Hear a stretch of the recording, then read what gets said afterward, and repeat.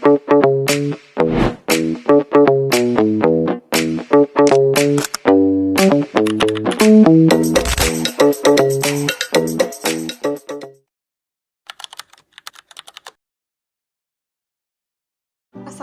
warahmatullahi wabarakatuh.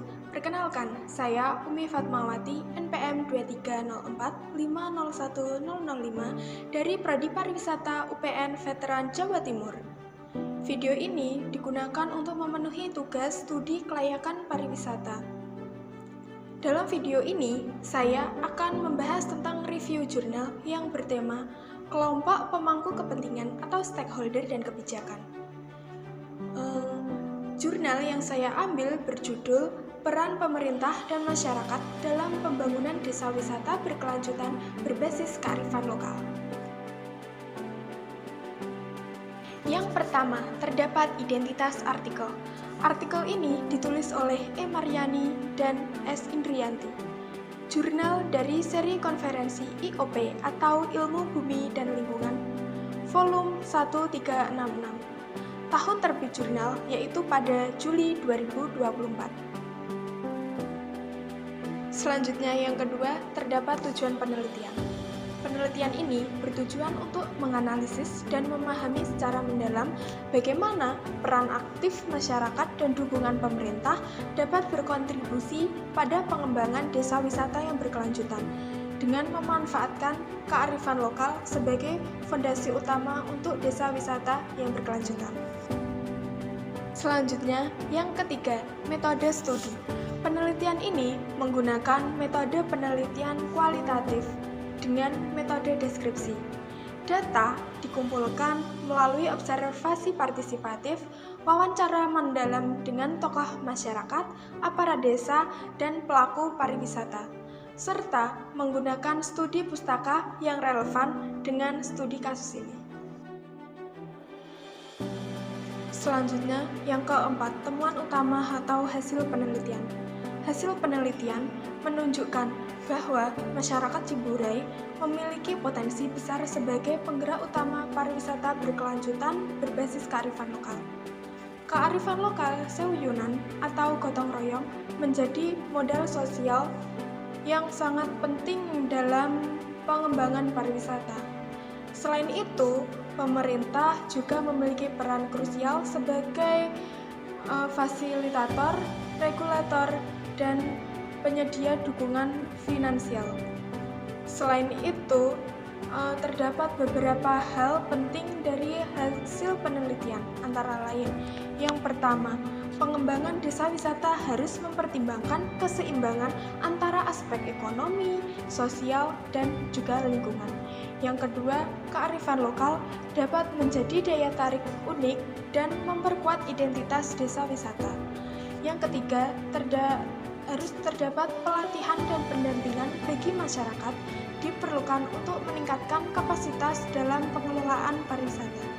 Yang keempat, pentingnya kolaborasi dan sinergi antara pemerintah, masyarakat, dan pihak swasta dalam pengembangan desa wisata. Selanjutnya, yang kelima, terdapat kontribusi pada studi kelayakan. Yang pertama, yaitu memberikan contoh analisis dampak positif dan negatif dari pengembangan pariwisata terhadap masyarakat dan juga lingkungan. Yang kedua, mengilustrasikan analisis SWOT serta pemetaan stakeholder beserta perannya dan juga kepentingannya. Yang ketiga, yaitu menawarkan model partisipasi masyarakat untuk pariwisata berkelanjutan. Selanjutnya, pada poin analisis kritis mahasiswa, berdasarkan jurnal yang saya ambil, tentu pastinya tidak luput dari kelebihan dan juga kekurangannya. Nah, menurut saya sendiri atau saya pribadi, kelebihan artikel atau jurnal ini yang pertama, pendekatan kualitatif mendalam memberikan pengalaman tentang dinamika sosial budaya desa wisata. Yang kedua, yaitu konsep konsep kearifan lokal sebagai elemen kunci berkelanjutan pariwisata. Yang ketiga, yaitu studi kasus spesifik memberikan gambaran jelas tentang integrasi kearifan lokal dengan pengembangan desa wisata. Jika terdapat kelebihan, tentu pastinya juga terdapat kekurangannya. Nah, menurut saya kekurangan pada artikel ini yaitu yang pertama, kurangnya data kualitatif untuk mengukur dampak ekonomi dan lingkungan secara teratur. Yang kedua, diperlukan studi lanjut untuk evaluasi efektivitas program dan kebijakan pemerintah. Selanjutnya yang ketiga yaitu penelitian hanya berfokus pada satu desa wisata, sehingga hasil mungkin tidak dapat digunakan ke desa wisata lain dengan karakteristik yang berbeda. Pada poin terakhir yaitu pembelajaran yang relevan untuk destinasi pariwisata di Indonesia.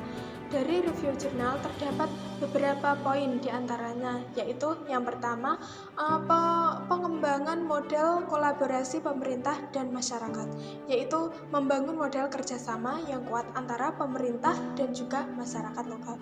Yang kedua, integrasi kearifan lokal dalam produk wisata, yaitu dengan memasukkan nilai-nilai tradisi lokal ke dalam produk dan layanan wisata. Yang ketiga, peningkatan kapasitas masyarakat lokal, meningkatkan keterampilan dan pengetahuan masyarakat lokal. Yang keempat, pengelolaan lingkungan berkelanjutan, mengelola sumber daya alam dan lingkungan secara bertanggung jawab. Yang kelima, pemasaran digital. Di era sekarang ini, semuanya telah menggunakan digital. Begitu pula pemasaran lebih relevan dengan digital daripada menggunakan media offline seperti brosur. Berikut merupakan review jurnal dari saya yang berjudul Peran Pemerintah dan Masyarakat dalam Pengembangan Desa Wisata Berkelanjutan Berbasis Kearifan Lokal. Mohon maaf apabila terdapat salah kata dan saya ucapkan terima kasih. Wassalamualaikum warahmatullahi wabarakatuh.